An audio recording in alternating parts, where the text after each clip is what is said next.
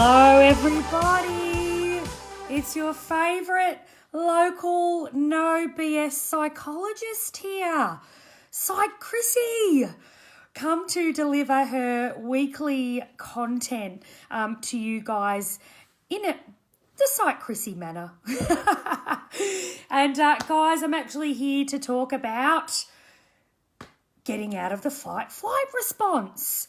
So a lot of you are probably wondering, what the heck is that? What are you talking about, Psych Chrissy? So tonight I'm going to go into a fair amount of detail about what the fight-flight response is, and I'm going to share some little reading that I've been doing of late on some really fascinating strategies on how to get out of the fight, flight or response. And it's stuff that I'd never really considered before, but I think it's really cool all the same. So if you're here tonight, give me a wave, give me a shout out. Psych Chrissy loves to know who is watching her live tonight. Also, if you've got any questions or queries on anything that you need, please let me know and I'm happy to answer all of your questions. But tonight we are talking about the fight-flight response. Now, to do this, I'm going to have to go back in history a very, very long way just to explain the origins of the fight-flight response to you. Hey, Manda, welcome to the broadcast.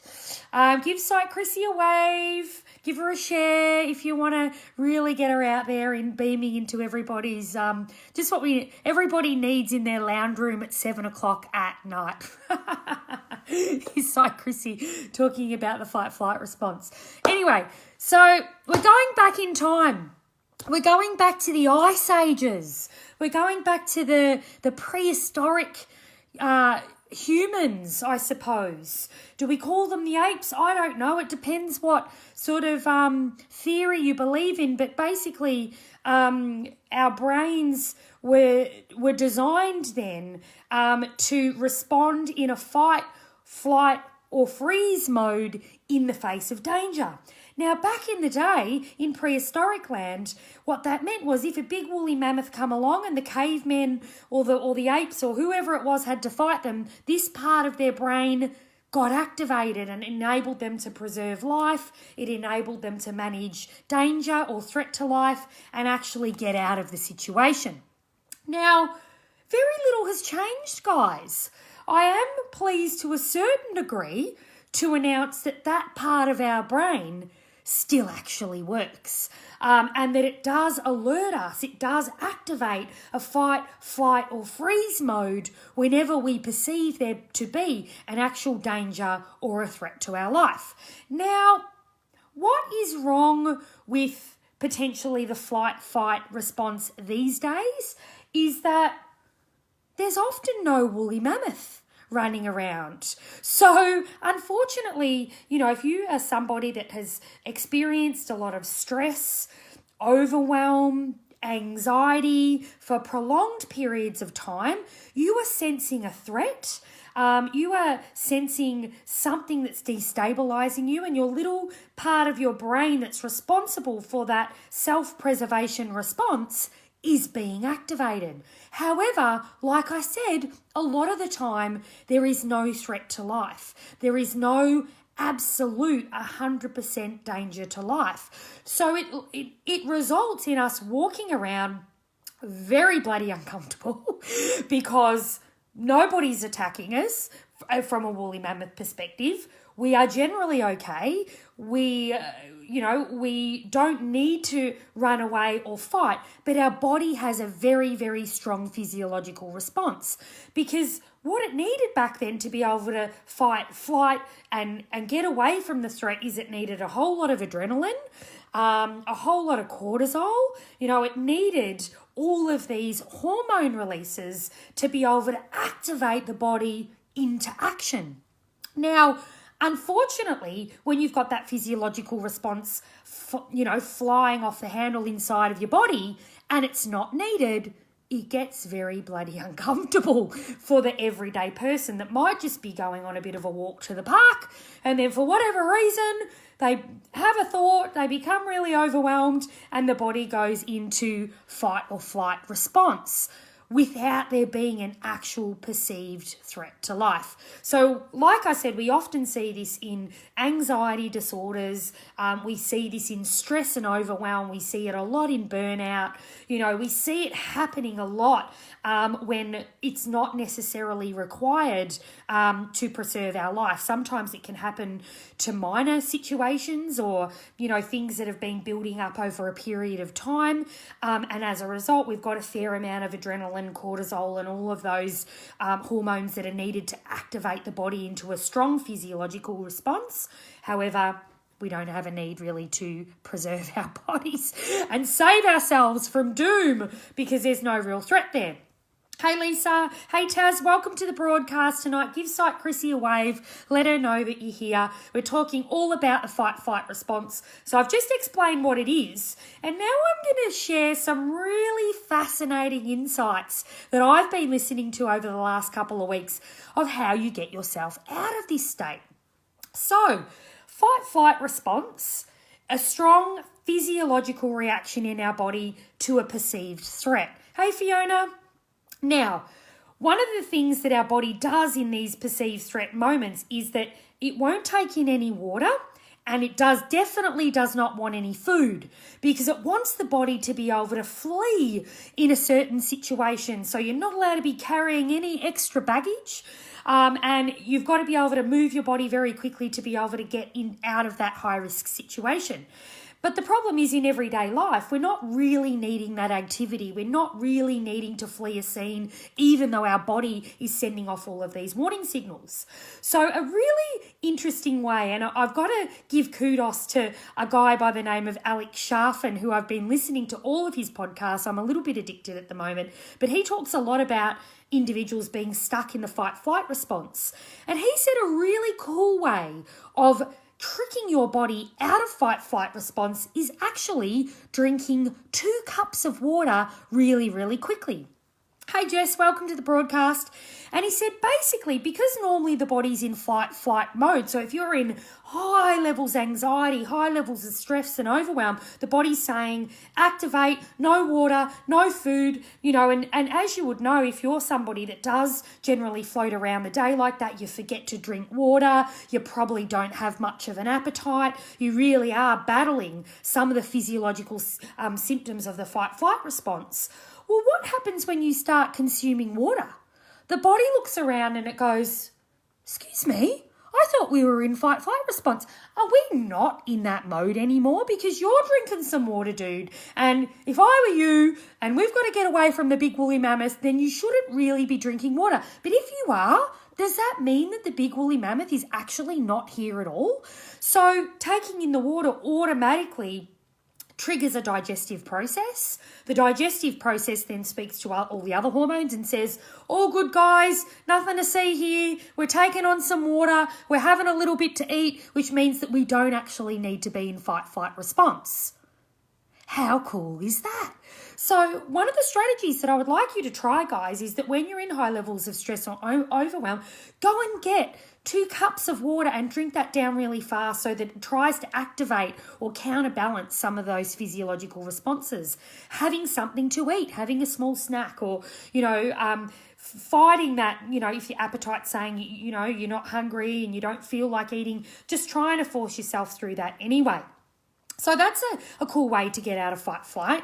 One of the other things, and I've got to kudos to this guy again because, he's so fascinating in some of the ways. And, I love looking at psychology in really non-mainstream ways because I feel like it's really fun and exciting for people to listen to psychology in lots of different ways.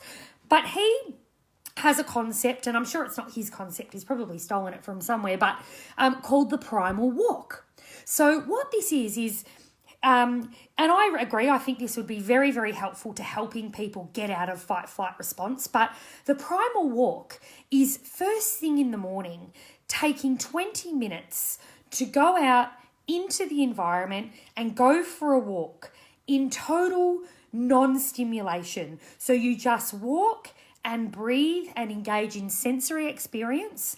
He takes it to the next level in terms of wearing special footwear that really allows him to ground himself on the earth and on the ground so that he's feeling whatever's going on underneath his feet. And 20 minutes of that grounded activity helps clear out some of the stress and the adrenaline and the cortisol hormones that have built up. And it allows us to just come down to a baseline before we start the day. Because as you know, when the day starts to ramp up, so does all the physiological response, so does all the unhelpful thinking, and all of that kind of goes round and round in a big mess. Hey Anita, welcome to the broadcast. We're talking about fight, flight, and how to get the heck out of it. So primal walks. And I'm a bit naughty with this one because I try and do a primal walk every morning. It's a little bit hard with two nutbag chihuahuas that want to go this way and that's a bit stressful just in itself. Plus, I listen to podcasts on the walk, so I'm multitasking like a demon.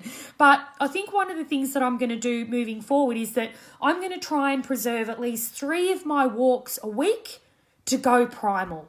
No screens, no podcasts. I'm going to try and just deep breathe through the chihuahuas, trying to tip me over and walk in opposite directions and pee on every tree friggin' imaginable and not engage in that during my primal walk. So I would encourage everybody. Yes, I do. And I go live. I'm going to 3 times a week. I'm just primal walking from now on, guys. No lives. Nothing. I'm just zoning in on decreasing my cortisol, decreasing my adrenaline, and setting myself up for the day. So the third strategy that I want you guys to think about in getting yourselves out of the fight-flight response comes down to the ancient old practice of regulating the breath. We all know about meditation. We all know about relaxation practices and regulating, having the breath really being our control center. And when I treat people for panic disorders and, severe anxiety attacks and things like that, the first place I go to is the breath, because you can guarantee that if you slow that down to a very slow movement in and out of the body, you are saying to your body in a physiological manner, we are not doing this. Because what happens is when you're in fight-flight response, you speed up your breathing rate because your body's getting ready for the fight-flight reaction. So by just slowing that down, it's a little bit like the drink of water. It's tricking your body and it's saying, dude, there is no threat here. There is no reason for you to be having this full-blown, panicked, overwhelming response. The woolly mammoth is not chasing you, and it gives you that ability to slow everything down, and then it gives you more capacity for rationalized thought. Because as you could imagine, everybody watching has probably had all of these challenges with managing the steam train that happens when we're in stress and overwhelm, and thoughts just go here, there, and everywhere, and they catastrophize and they snowball and they become really unhealthy. When you slow that down, the mind then starts to go, ooh, okay, what are we doing here? And you slowly regain the capacity for rational thought as a result of slowing down that physiological process. So 3 things I want you guys to start working on as far as getting yourself out of being stuck in fight-flight response. And that can be categorized as consistent feelings of stress, overwhelm, feeling burnt out, feeling on edge for no reason, day to day, generalized anxiety disorder, panic disorder, whatever it is that you're struggling with, you're probably stuck in a degree of fight-flight response. We've got immediately drinking 2 cups of water in the height of the overwhelming experience to counterbalance our physiological response. Our 20-minute primal walks in the morning, maybe sans chihuahua, that would make it easier. No screen times, totally engaged in the moment, breathing, listening, connecting with the ground, walking for 20 minutes, and the slowing of the breath in and out, tricking the body into going, we are not going to be harmed. Our life is not in danger. We are going to be okay. And as a result of the slowed breath, all of the catastrophic thought processes will eventually start to come down as a result of that. There we go, guys. What do you think? Amazing stuff. Drink your cups of water. Get your primal walks going. Start slowing your breathing down. And I can guarantee you that you will slowly start to manage these fight-flight responses, and you will be able to circumnavigate that process to make sure that you're keeping your body in check and it's not escalating the situation and making it much more difficult and harder for you to deal with your stress and overwhelm and whatever's going on for you in the moment. So there we go, guys. I hope it's been helpful. Don't be afraid to give me a share. I'd love to get out into all of the lounge rooms and share the Psych Chrissy feelings and thoughts on how to just live a better lifestyle in managing all of your emotions. Thank you, guys. I will see you all next week.